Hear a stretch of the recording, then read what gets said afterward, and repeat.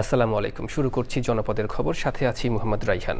এখনকার এই সংবাদ আয়োজন একই সঙ্গে চ্যানেল আইয়ের ইউটিউব চ্যানেল এবং চ্যানেল আইয়ের ওটিটি প্ল্যাটফর্ম আই স্ক্রিনে লাইভ স্ট্রিম হচ্ছে। সীমান্তবর্তী জেলা যশোরে আশঙ্কাজনক হারে বাড়ছে এইচআইভি পজিটিভ রোগীর সংখ্যা। বিশেষ করে শিক্ষার্থীদের মধ্যে এই সংক্রমণের হার উদ্বেগজনক। স্বাস্থ্য বিভাগের তথ্য অনুযায়ী চলতি বছরের অক্টোবর পর্যন্ত 40 জনের বেশি এইডসে আক্রান্ত হয়েছেন, যার মধ্যে 25 জনই শিক্ষার্থী। আক্রান্ত শিক্ষার্থীদের বয়স 17 থেকে 23 বছরের মধ্যে। এই পরিসংখ্যান গত বছরের তুলনায় উল্লেখযোগ্যভাবে বেশি, যা স্বাস্থ্য বিশেষজ্ঞ এবং অভিভাবকদের মধ্যে উদ্বেগের সৃষ্টি করেছে। যশোর প্রতিনিধি আকরামুজ্জামানের তথ্যচিত্র, আল মুকসিদের রিপোর্ট। যশোর 250 শয্যা হাসপাতালের তথ্য বলছে, চলতি বছর জানুয়ারি থেকে অক্টোবর পর্যন্ত এইডসে আক্রান্তদের মধ্যে 23 জন পুরুষ এবং 14 জন নারী রয়েছে। তাদের মধ্যে 25 জনই শিক্ষার্থী। গত বছর মোট 25 জন আক্রান্তের মধ্যে শিক্ষার্থী ছিল 12 জন। সেখানে এই বছর মাত্র 6 মাসেই সেই সংখ্যা দ্বিগুণ ছাড়িয়েছে। একে ভবিষ্যতের জন্য বড় হুমকি হিসেবে দেখছেন চিকিৎসকরা। বেশিরভাগ ঝুঁকিপূর্ণ জনগোষ্ঠী তারাই বেশিরভাগ টেস্ট করে, সাধারণ জনগণ তারা একটু কমে আসতেছে, বিশেষ করে স্টুডেন্ট এবং যারা বিদেশে যারা যায়, মাইগ্রেন্ট, বিদেশ থেকে ফেরত আসে, তারাও টেস্ট করে। বর্তমানে যশোরে 250 শয্যা হাসপাতালে এআরটি সেন্টারে 220 জন এইডস আক্রান্ত রোগী চিকিৎসা নিচ্ছেন।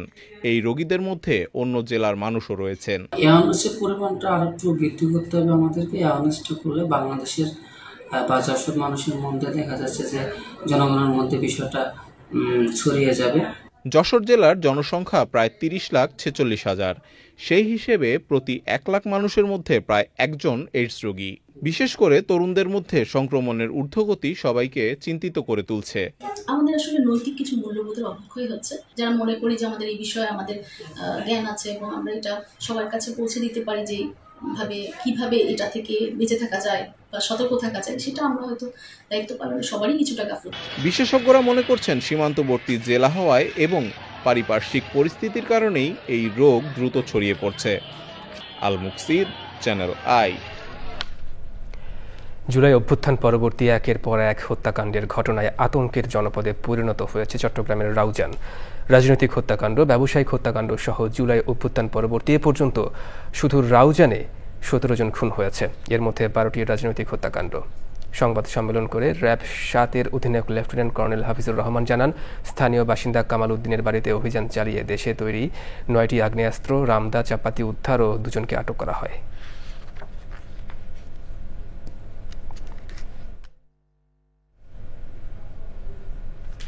এবার ভোটের হাওয়া।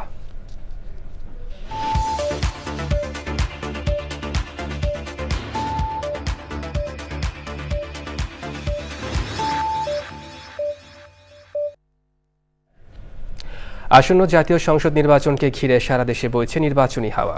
দীর্ঘদিন পর অবাধ সুষ্ঠু একটি নির্বাচনের প্রত্যাশায় সবখানেই চলছে আলোচনা। দেশের নানান বয়সী, নানান পেশার মানুষ কি ভাবছেন নির্বাচন নিয়ে, আজ জানবো কি চাইছেন শেরপুরের ভোটাররা। আগামী নির্বাচনে আমি সহযোগ্য এবং সাধারণ মানুষের পাশে থেকে সাধারণ মানুষের সুখ দুঃখ বুঝবার জন্য যে প্রার্থী সবসময় কথা বলবেন, আমি সেই ধরনের প্রার্থী চাই। পাশাপাশি আরেকটি কথা বলতে চাই যে বাংলাদেশে দুর্নীতিও একটা বড় বিষয়। দুর্নীতি রোধ করবার জন্য যে প্রার্থী কাজ করবেন, আমরা তাকে চাই। আমি একজন ভোটার হিসেবে আমি চাই যে আমার এলাকায় যিনি জনপ্রতিনিধি নির্বাচিত হবেন, তিনি যেন এলাকার উন্নয়ন সাথে নিজেকে সম্পৃক্ত করেন। পাশাপাশি এলাকার যে আমাদের শেরপুর জেলা এমনিতে অবহেলিত, এখানে ভালো রাস্তাঘাট সেভাবে নাই, সেই সাথে স্কুল, ইউনিভার্সিটি, বিশ্ববিদ্যালয়, রেল লাইন এবং মেডিকেল কলেজের আমাদের প্রয়োজনীয়তা আছে, কিন্তু সেগুলো আমরা এখনও পাইনি। আমাদের এখানে নীতি নির্ধারক যারা ছিলেন তাদেরও আমরা চাই যে যারা ভবিষ্যতে সামনে নির্বাচনে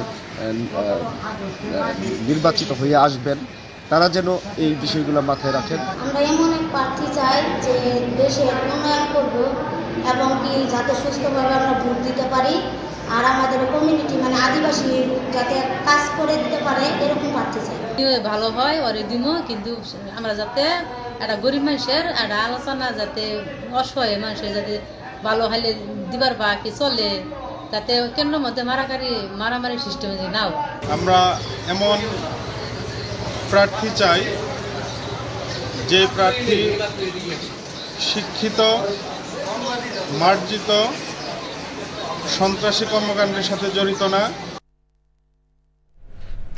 চট্টগ্রামের হালিশহর সেনানিবাসে আর্টিলারি সেন্টার অ্যান্ড স্কুলে রেজিমেন্ট অব আর্টিলারির ৪৪তম এবং আর্মি এয়ার ডিফেন্স কোরের প্রথম বার্ষিক অধিনায়ক সম্মেলন হয়েছে। সম্মেলনে প্রধান অতিথি ছিলেন সেনাবাহিনী প্রধান জেনারেল ওয়াকারুজ্জামান। সেনাবাহিনী প্রধান আর্টিলারি সেন্টার অ্যান্ড স্কুলে পৌঁছালে তাকে অভ্যর্থনা জানান GOC, army training and doctrine command, GOC ২৪ পদাতিক ডিভিশন ও area commander, Chattogram area and AC&S commandant. বার্ষিক অধিনায়ক সম্মেলনে সেনাবাহিনী প্রধান উভয় কোরের গৌরবোজ্জ্বল ঐতিহ্য এবং দেশমাতৃকার সেবায় অবদানের কথা উল্লেখ করেন।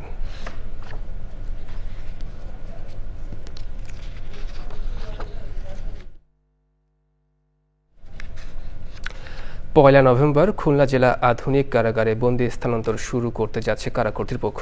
প্রথম ধাপে ১০০ বন্দী স্থানান্তরের মধ্য দিয়ে নতুন নির্মিত এই কেন্দ্রীয় কারাগারের কার্যক্রম শুরু হবে। দুদফা সংশোধনের কারণে প্রকল্প বেড়ে দ্বিগুণ হওয়ায় ক্ষোভ জানিয়েছে স্থানীয় নাগরিক সমাজ। গণপূর্ত অধিদপ্তর বলছে ২-১ দিনের মধ্যে নতুন কারা কমপ্লেক্সের কাজ পুরোপুরি শেষ হবে। ড্যানিয়েল সুজিত বোসের পাঠানো তথ্য, ভিডিওচিত্রে সাদিয়া ওমরের রিপোর্ট। খুলনার সিটি বাইপাস সড়কে প্রায় ৩০ একর জমির ওপর নতুন কারাগার নির্মাণের উদ্যোগ নেওয়া হয় ২০১১ সালে। ১৪৪ কোটি টাকার বাজেটে ২০১৭ জুনে নির্মাণ কাজ শুরু হয়ে শেষ হয় ২০২৪ সালের জুন মাসে। কাজটি ডিপিপির অঙ্গ অনুযায়ী সুসম্পন্ন করতে ২০২৪ জুন লেগে যায় এবং ২০২৪ জুনের মধ্যে আমরা সফলভাবে প্রত্যেকটা অঙ্গের কার্যক্রম সুসম্পন্ন করেছি। ছোট বড় ৬৪টা ভবনেরই কাজ সম্পন্ন এবং জেল কর্তৃপক্ষকে আমরা ইতিমধ্যে বুঝিয়ে দিয়েছি। নতুন কারাগারে থাকছে নারী, পুরুষ, কিশোর ও দণ্ডপ্রাপ্ত বন্দীদের জন্য আলাদা ব্যারাক, ১০০ শয্যার হাসপাতাল, স্কুল ও মোটিভেশন সেন্টার, হস্তশিল্প প্রশিক্ষণ শেড, বিনোদন ও সাংস্কৃতিক কর্মকাণ্ডের সুবিধা। তবে মেট্রোপলিটন এলাকায় বন্দীদের পুরনো কারাগারে এবং জেলা এলাকার বন্দীদের রাখা হবে নতুন কারাগারে। ১ নভেম্বর থেকে আমরা প্রাথমিক কার্যক্রম বন্দী নেওয়ার কার্যক্রম শুরু করতেছি। আশেপাশে যে কারাগারগুলো আছে যেখানে আপনার ওভার ক্রাউডেড, ওইখান থেকে সাজাপ্রাপ্ত বন্দীদেরকে এখানে রাখা হবে, আনা হবে। পুরনো কারাগারে ধারণ ক্ষমতার বেশি ১,৪০০-র বেশি বন্দী রয়েছেন, কর্মী প্রায় ২০০ জন। নতুন কারাগারের জন্য ৬০০ কর্মী নিয়োগের প্রক্রিয়া চলছে। Sadia Omar, channel I. এবারে সারা দেশের খবরাখবর নিয়ে প্রতিনিধিদের পাঠানো তথ্য ও ভিডিওচিত্রে রাজীব আহমেদের রিপোর্ট। যুবদলের ৪৭তম প্রতিষ্ঠাবার্ষিকী উপলক্ষে বরিশাল সদর উপজেলায় বিনামূল্যে চিকিৎসা সেবা ক্যাম্প ও ঔষধ বিতরণ করা হয়েছে। উদ্বোধন করেন বরিশাল দক্ষিণ জেলা বিএনপির সদস্য সচিব অ্যাডভোকেট আবুল কালাম শাহীন। যুবদলের ৪৭তম প্রতিষ্ঠাবার্ষিকী উপলক্ষে চট্টগ্রামের আনোয়ারায় যুব সমাবেশ করেছে উপজেলা যুবদল। প্রধান অতিথি ছিলেন চট্টগ্রাম দক্ষিণ জেলা বিএনপির সদস্য সচিব হেলাল উদ্দিন। চাঁদপুরে সুজাতপুর ডিগ্রি কলেজের শিক্ষার্থী ও অভিভাবকদের সাথে মতবিনিময় সভা করেছেন কলেজের পরিচালনা পরিষদের সভাপতি অ্যাডভোকেট বোরহানুদ্দিন।